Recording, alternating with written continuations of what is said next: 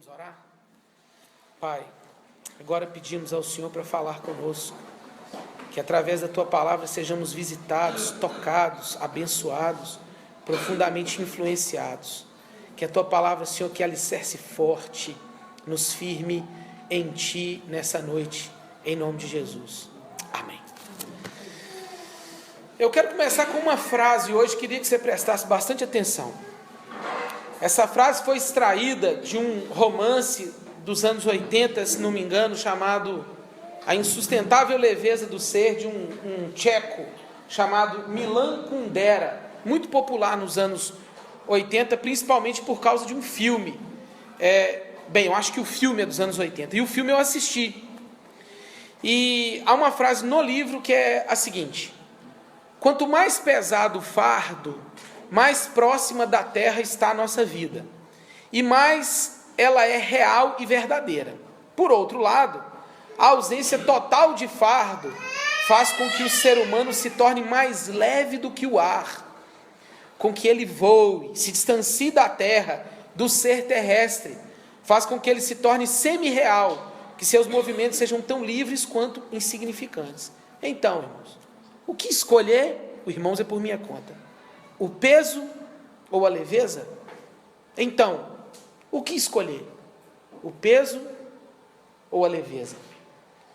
Essa é uma frase interessante, porque o filme, a história, um bom filme, inclusive, com aquele... menina, é isso aí, Daniel Day-Lewis, isso mesmo. Com o Daniel Day-Lewis, uma outra desconhecida lá, um bom filme.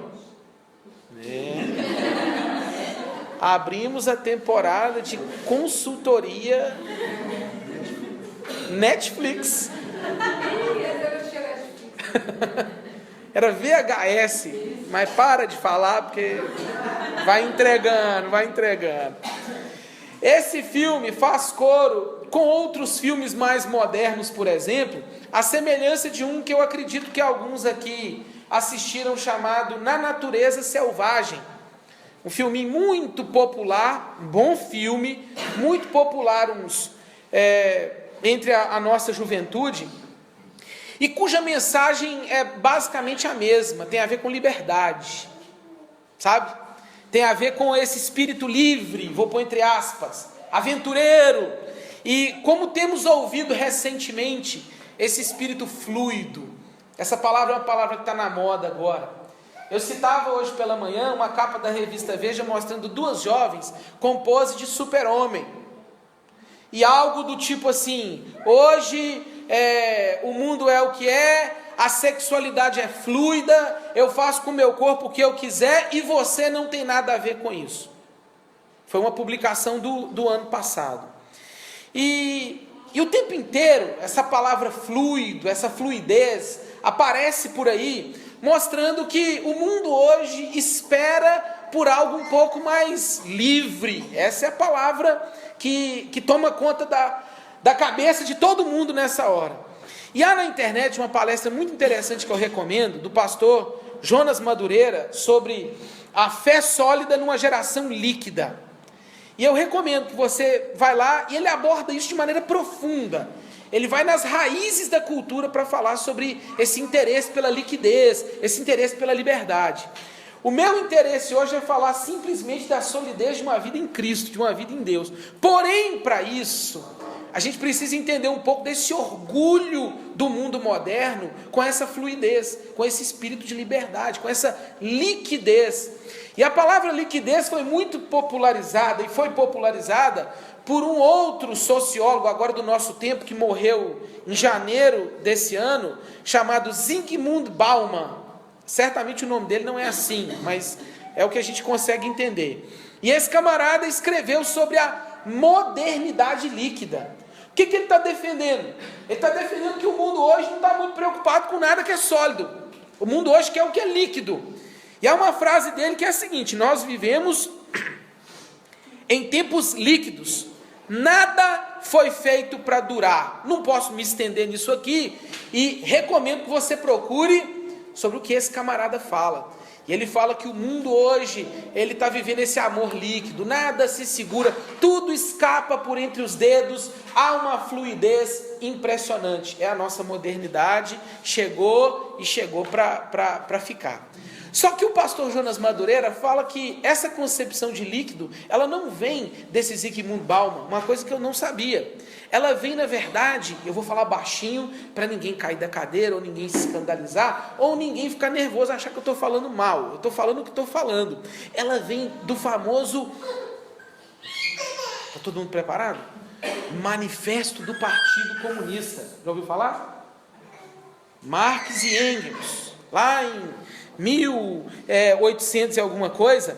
E nesse manifesto há um interesse de combater tudo aquilo que é sólido, tudo aquilo que é institucional, tudo aquilo que é pesado, sabe? E o desafio deles, em todo o discurso, é lógico que tem tantas outras coisas ali, a ideia é, tudo aquilo que é sólido, que engessa o homem, tem que ser desmanchado. Nós precisamos destruir tudo. Não é à toa que as pessoas hoje entendem, e há uma cultura por aí afora, de que o espírito do homem moderno, ele tem que lutar para descongelar todas as tradições que estão o aprisionando.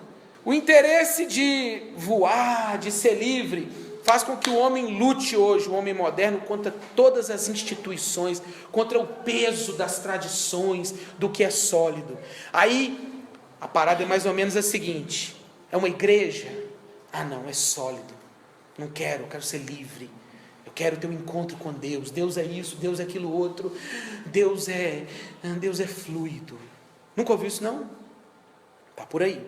Família, sólido, engessa. Casamento, eca, escraviza, pesado, não quero, e por aí vai. Igreja, família, e agora tem achado até o corpo algo sólido.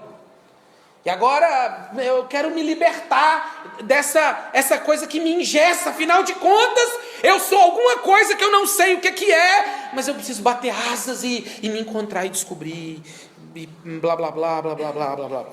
O homem precisa ser então emancipado, é o que ele fala, dessa mão morta, do peso da tradição e das coisas que o seguram.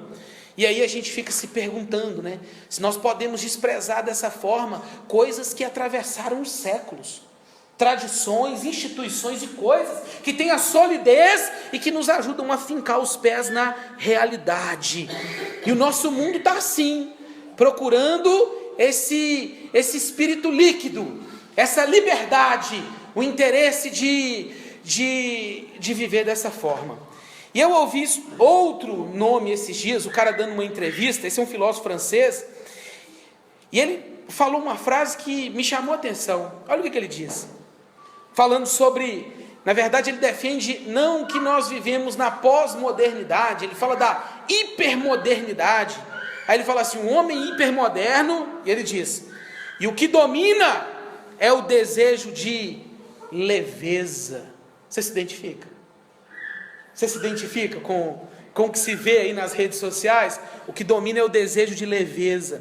As pessoas procuram, cada um à sua maneira, uma forma de aliviar o peso da vida. Esse é um cara chamado Gilles Lipovetsky, que está dizendo que o homem hoje ele busca a liquidez, a fluidez, a leveza.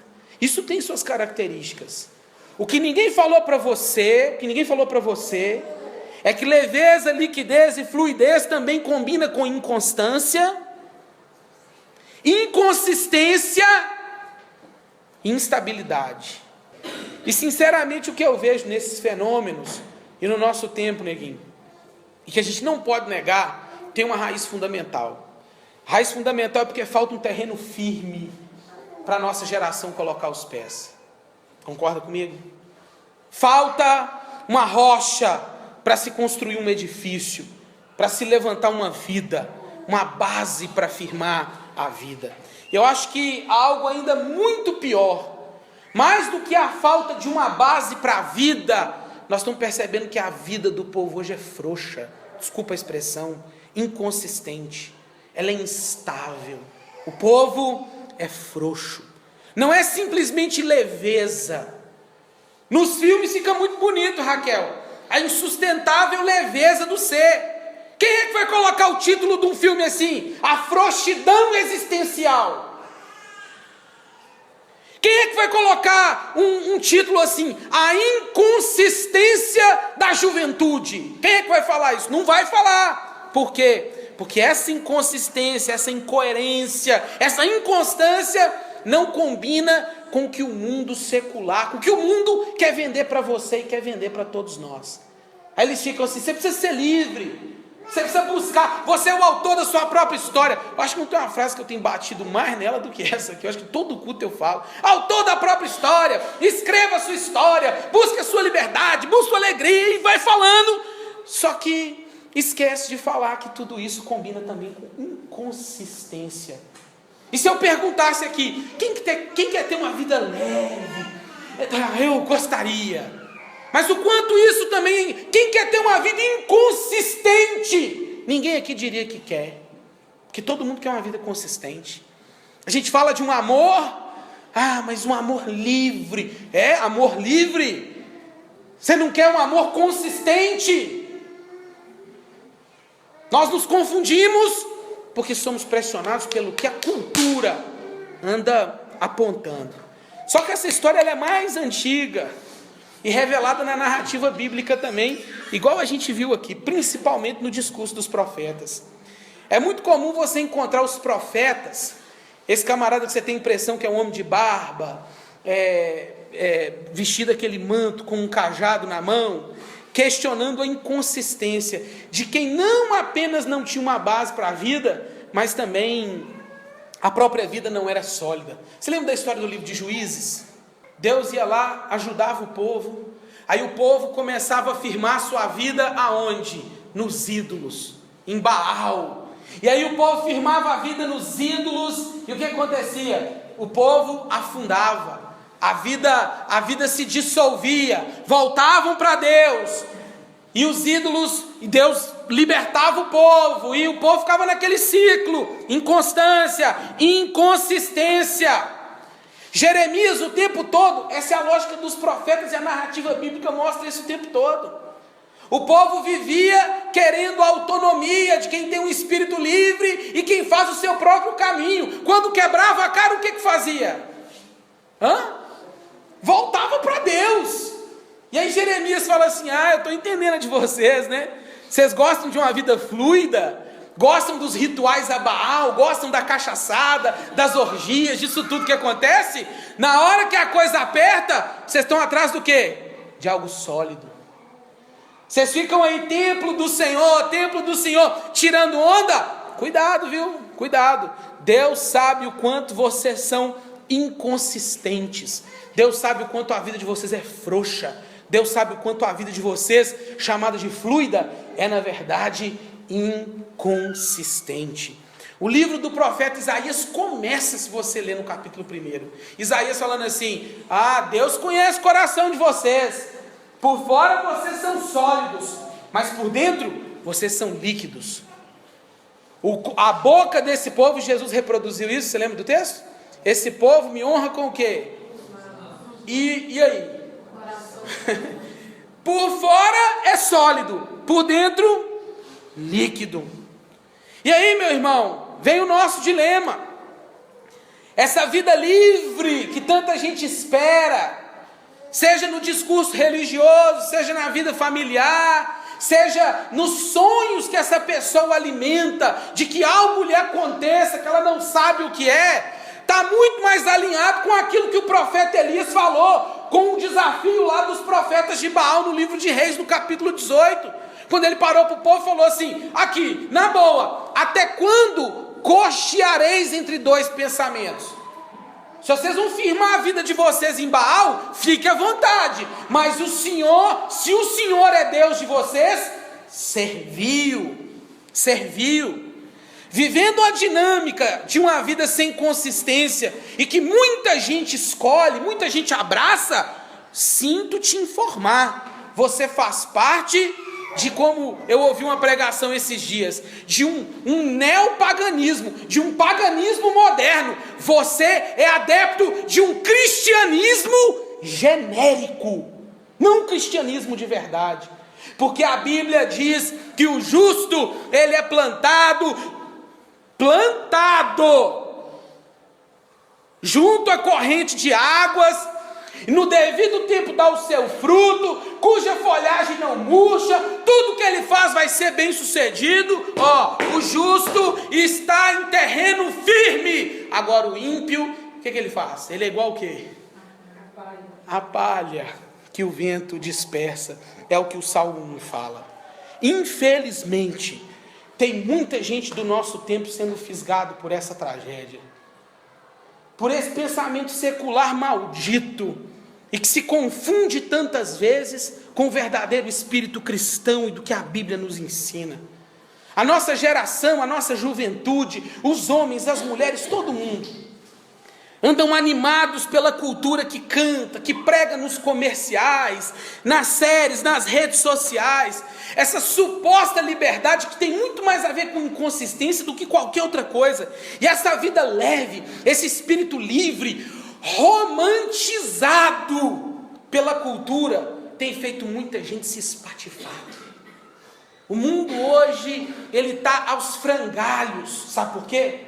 Porque penetrou no coração de muita gente, e de forma romântica, idealista, só que mentirosa, falsa, maldita é a palavra certa. Nosso mundo anda se perdendo, a nossa juventude anda desesperada, homens, mulheres, idosos, crianças, está todo mundo nas mãos desse pensamento de que você precisa ser fluido. Os nossos jovens, eles estão bebendo dessa água, estão se estabacando por aí. As famílias bebendo dessa água, as mulheres com a vida sólida, os homens com a vida sólida, gente abandonando vidas sólidas por uma aventura maluca, por uma loucura nessa vida, e falando assim: estou em busca do quê? Da minha o quê? Felicidade, liberdade. Eu estou em busca do meu sonho. Seu sonho? É uma investida contra a família, contra o casamento, contra a igreja, contra tudo. Por quê? Porque o homem moderno não suporta isso. Ele quer lutar contra isso, pisar nas tradições, ignorar as instituições e buscar sempre o quê? Uma nova experiência. É por isso que ninguém aguenta ficar em canto nenhum. Ninguém tem mais paciência para suportar nenhuma dificuldade. É por isso que eu falo que o homem moderno está frouxo. Por quê? Ele não aguenta, ele não tem base sólida, tudo o faz. Na verdade, ele não é só inconsistente, ele é oco. E aí eu lembro do grande T.S. Eliot, que é um poeta e um dramaturgo inglês. Na verdade, ele nasceu nos Estados Unidos, depois adquiriu a cidadania inglesa, e ele escreveu um dos textos que para mim é um dos mais lindos que eu já li na vida, mas um dos mais enfáticos. E o nome dele é Os Homens Ocos. E olha só um trechinho, que coisa forte. Nós somos os homens ocos, os homens empalhados, uns nos outros amparados, o elmo cheio de nada, ai de nós. As nossas vozes dessecadas, quando juntos sussurramos, são quietas e inexpressivas, como o vento na relva seca, ou pés de rato sobre cacos, em nossa adega evaporada. Olha esse trecho. Sabe o que nós somos? Forma sem forma, sombra sem cor, força paralisada, gesto sem vigor. Os homens ocos, empalhados. Essa é a nossa geração.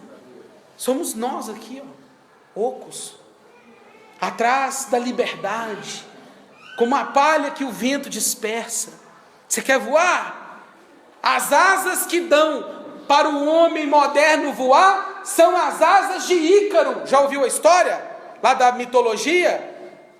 O Ícaro era o camarada que, junto com o pai dele, existia variação na história, mas o pai dele, um tal de Dédalo, falou assim: não, nós precisamos sair dessa ilha aqui, você quer voar? Vou fazer umas asas para a gente, vou colar com cera, e falou assim: voe, não voe muito alto, para não chegar muito perto do sol, e nem muito baixo, para que as águas do mar não molhem as penas, senão você vai morrer.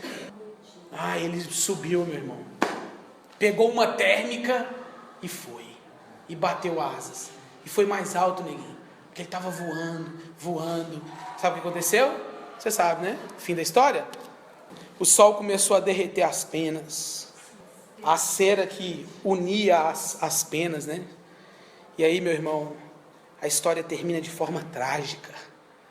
Seu pai teve que sepultá-lo. Uma história. Pega aí sua liberdade. Pega aí sua liberdade. Suas asas de Ícaro. Voe o mais alto que você puder. Curta a leveza de uma vida de aventuras, prazeres, experiências. Cada dia uma mais intensa. Ouça o apelo romântico das músicas e se entregue. É isso. É isso que nós somos. Homens ocos, com asas de Ícaro e numa sociedade fluida. Que combinação, hein? Que tristeza. A gente não tem raiz em nada. Não tem base em nada. Não tem consistência. A gente fica assim, não quero nada que me prenda, né?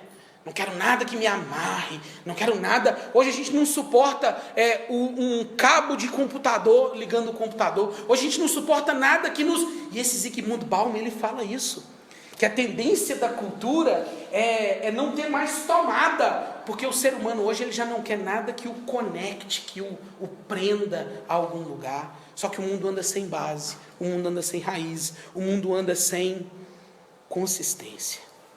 E aí, meu irmão, para lidar com um Israel que despencou de alturas salomônicas, entende o que eu estou querendo dizer com isso? De alturas salomônicas, o povo de Israel vivia aquela prosperidade lá dos tempos do rei Salomão, era um grande império, só que a Bíblia fala que esse povo despencou lá do alto, e se tornou, de acordo com o texto que a gente leu, uma cidade exilada, humilhada, cativa, e conforme o texto de Isaías 24, versículo 10, cidade caótica, demolida. E aí entra a boa nova, né? A boa notícia, a base forte, a verdade absoluta, o alicerce primordial entrou em ação para dar base àquilo que não tinha. E o texto que a gente leu mostra simplesmente isso através de uma figura. E eu queria chamar sua atenção para isso. É Deus falando assim: eu construí a minha cidade com as minhas próprias mãos. E Deus chama a sua cidade de cidade o quê? Lembra? Forte. A cidade de Deus é cidade forte. Deus está ensinando nesse texto que embora Samaria e a Jerusalém tenha sido destruída, a cidade de Deus, ela é inabalável, ela é sólida, ela tem consistência. A figura de Jerusalém frequentemente aparece nas narrativas bíblicas, às vezes como uma Jerusalém escatológica, aquela nova Jerusalém que nós vamos habitar, às vezes aparece como uma Jerusalém do passado, mas nem sempre ela está falando de uma geografia, ela muitas vezes fala de um povo, o povo que edifica sua vida nele, amém? O povo que é sólido como Deus que lança as bases dessa cidade. E era sobre isso que nós tínhamos que aprender e fundamentar todas as nossas esperanças, na ideia de que o povo de Deus está nele fundamentado, radicado, edificado. Assim Deus descreve, usando a figura de uma cidade, assim Ele descreve a vida do seu povo, ou a vida nele, uma vida sólida, uma vida consistente. Nós vivemos hoje a loucura desse mundo que anseia por um espírito livre, mas o que nós encontramos na palavra é a verdade revelada que nos diz que o plano e o projeto de Deus para a sua cidade e para o seu santuário, que somos nós, é ter um povo forte, um povo ativo, um povo firmado, um povo sólido. Essa é a mensagem para nós. Esse texto que lemos possui uma divisão tríplice, que mostra Deus falando da sua própria cidade. Essa Jerusalém que eu fiz, esse povo que é meu povo, esse povo será conservado em perfeita paz. A confiança deles é um sinal de que eles não podem ser abalados. Por quê? Porque quem os sustém sou eu. Amém? É Ele que nos mantém, Dalila. Não é o espírito desse tipo. E qualquer devaneio de liberdade depõe contra a rocha eterna que é o Senhor. Porque não existe liberdade fora dele. Não existe liberdade verdadeira sem Ele. Não existe realidade sem Ele. O justo então começa a fazer suas orações do versículo 7 até o versículo 19, dizendo: Senhor, olha o que está acontecendo. Eu acho bonito quando o texto diz assim: a terra em que habita a lei de Deus, essa conhece a justiça de verdade. Não é igual a gente, né? Que fica aí atribuindo justiça a atos como esse que a gente viu na televisão, de que pegaram um cara, eu fiquei abismado com esse negócio, pegaram um cara e tipo assim, ladrão, e vamos colocar na testa dele, vamos tatuar, sou ladrão e vacilão. Tem gente que critica, tem gente que bate palma, e eu fico pensando assim, é o senso de justiça baseado, fundamentado na perspectiva humana, que não consegue enxergar nada. Aí Deus fala assim: a minha cidade não. Porque cidade não é só um lugar, cidade é um povo reunido, e a cidade de Deus somos nós, o povo de Deus, que Ele chamou, sabe para quê? Para ser forte, para ser sólido, para ter raiz, para ter base. A oração desse homem mostra isso, e diz assim: no momento em que o povo parece morto, no momento em que a gente fala assim, a solidez da nossa vida, ela vai desmoronar. Olha, a minha família vai se dissolver, o meu trabalho vai se dissolver, a minha fé vai se dissolver, a saúde, tudo vai se dissolver. O texto, ele fala que o orvalho de Deus traria o refrigério. Fazendo coro com Oséias no capítulo 14, lá versículo 5, a gente sabe que o orvalho da luz da manhã garante vida para aquilo que está aparentemente morto. Eu conversando com o Emerson uma vez lá em Manhumirim, ele estava me falando, você pode até me corrigir se estiver errado, que a ideia de podar um campo não é bem-vinda de manhã, porque se você poda um campo pela manhã, você está privando a planta de receber aquilo que dará a ela a sua maior nutrição. E no momento em que as bases parecem destruídas, no momento em que a cidade de Deus parece fracassada, no momento que a cidade de Deus parece assim acabada, em ruínas, Deus manda o orvalho da manhã para trazer vida àquilo que está aparentemente morto. Sabe por quê? Se a cidade é dele, ela tem vida. A vida em Deus é sólida, não é fluida, é sólida, porque é Ele quem a sustém. Moody falava que a árvore da paz lança suas raízes nas fendas da rocha eterna. E aí você se lembra bem do Salmo 122, versículo 3, quando diz que Jerusalém é uma cidade o quê? Lembra do texto? Compacta, é uma cidade com base sólida. O Salmo 37 fala isso também, porque mesmo se o justo cair, ele tem base firme para que não permaneça o quê? Prostrado. Eu gosto do Salmo 125, quando fala assim: a sua confiança está nele, é nele, então tá, quem confia no Senhor, esse é mais fácil, né? São como o quê? O monte de Sião fluido, o monte, a Ibituruna fluida, não, sólida, como uma rocha que pode chover, pode dar mar de lama, pode... Eu ia falar uma bobagem política, mas não vou falar não.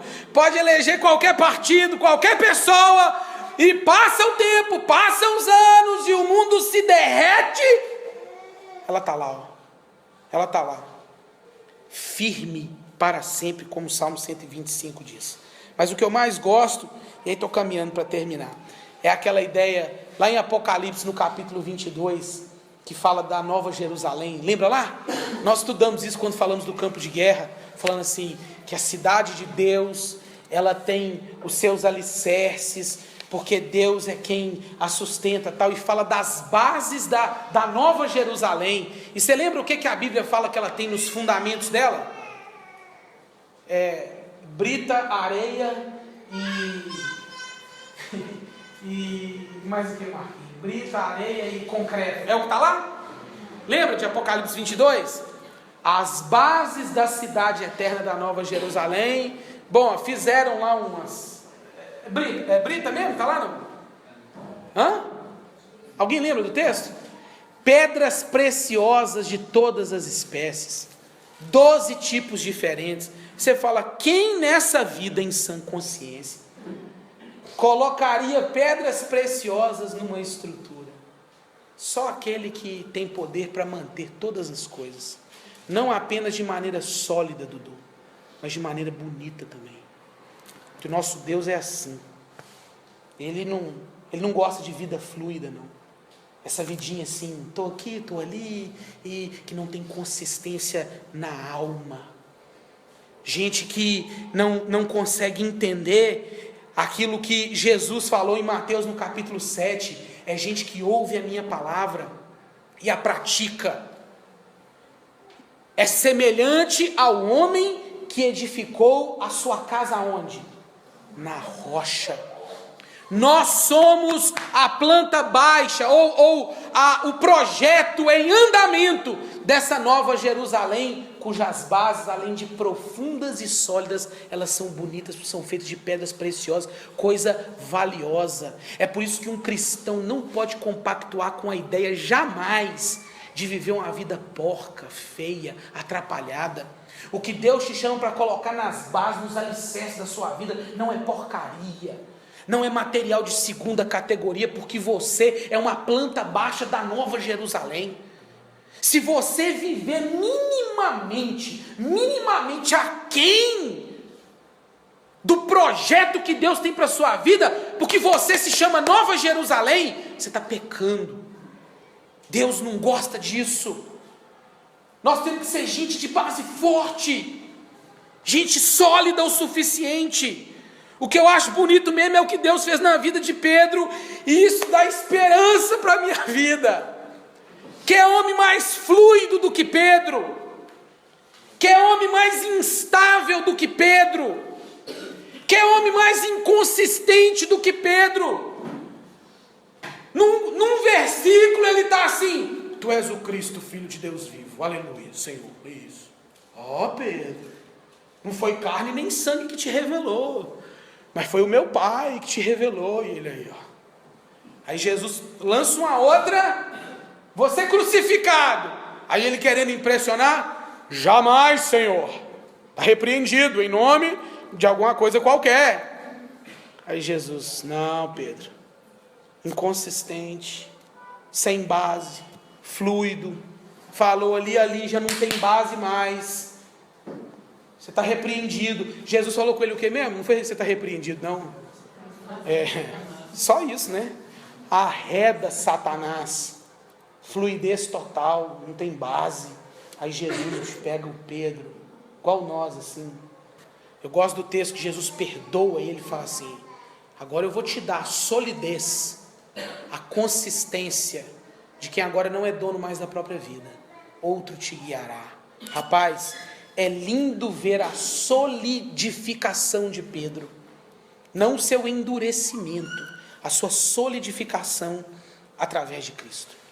Eu termino te lembrando: o cristão é sólido como a árvore plantada junto à corrente de águas. O mundo é líquido, fluido, não tem consistência. O cristão verdadeiro tem. O cristão genérico vive aí para lá e para cá. O cristão genérico, ele acende de manhã uma vela para Deus e à noite ele acende uma para o diabo. O cristão genérico é aquele que tudo o leva, o conduz. Ele vai, ele segue o quê? O fluxo. Esse é o cristão genérico. O que tem solidez? Não. Deus não vê a sua igreja como um bando, o que diz Efésios? Meninos agitados de um lado para o outro, não. Deus não vê a sua igreja isso não. 1 Timóteo capítulo 3, versículo 15, diz que Deus vê a sua igreja não como um bando de meninos, mas como o quê? Vocês se lembram do texto? Coluna e o quê? Baluarte da verdade. Coluna é algo que fica, é sólido. A verdade é que a vida em Cristo, a vida do cristão autêntico, é a vida de quem pode ouvir do Senhor assim: essa é a pedra que eu vou edificar a minha igreja. E o que o texto diz? E as portas o quê? Do inferno não vão prevalecer contra ela, porque ela é sólida. Olha para um cristão fluido, você vai vê-lo sucumbir. Olha para uma família fluida, líquida, você vai vê-lo sucumbir. Olha para um homem fluido, para uma menina fluida, olha para uma juventude fluida, você vai vê-la sucumbir. Agora, quando você olha para aquele que está em Cristo, sólido, esse nos tempos de liquidez, do sonho dos voos altos e das experiências surreais, né? Da hipermodernidade oca, as asas de Ícaro e a ilusão da fluidez, né? A esperança no rompimento e na destruição de todos os sistemas. Eu quero viver uma vida livre, eu quero ser de Deus mais livre, blá blá blá blá blá blá blá. A boa notícia é que a cidade forte, edificada sobre pedras preciosas, algo valioso, e que se mantém firme mesmo debaixo das duras investidas do inimigo, é edificada pelo Deus infinito e pessoal, e que se revela na face amorosa do seu Filho Jesus Cristo. E Ele te oferece verdadeira liberdade, não essas asazinhas toscas que o mundo está te dando, não é fluidez vazia, não é liberdade na mentira, porque a Bíblia diz lá em João no capítulo 8, e conhecereis o que? A verdade, e a verdade vos libertará. Tudo que você precisa fazer é receber esse presente que te é dado de graça, se arrepender da sua vida inconsistente e crer de todo o coração que Ele é o caminho, a verdade e a vida.